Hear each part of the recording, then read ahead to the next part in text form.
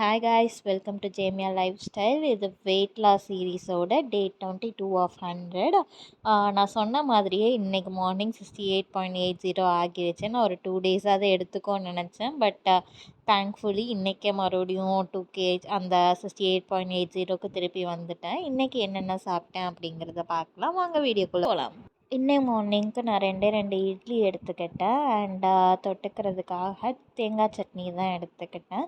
And லஞ்சுக்காக சப்பாத்தியும் கொண்டக்கடலை கிரேவியும் எடுத்துக்கிட்டேன். அண்ட் கொண்டக்கடலை கொஞ்சம் நிறையாவே எடுத்துக்கிட்டேன். அதில் கொஞ்சம் ப்ரோட்டீன் நிறையா இருக்குங்கிறதுக்காக. அண்ட் மிட் நைட்காக எப்பவும் போல் வாழைப்பழமும் 1 கிளாஸ் ஆஃப் மாட்டுப்பாலும் தான் எடுத்துக்கிட்டேன்.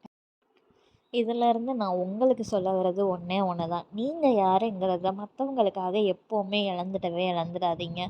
நீங்கள் யாருங்கிறதுல நீங்கள் ஸ்ட்ராங்காக இருந்தீங்கனாலே உங்களுக்காக நீங்கள் உங்களை ப்ரிப்பேர் பண்ண ஆரம்பிக்கும் போது உங்களுக்கு தன்னால் நீங்கள் யாராக உருவாகணுமோ ஈஸியாக உருவாகிடுவீங்க. அப்படி தான் அந்த வெயிட் லாஸ் சீரீஸ் எனக்கு.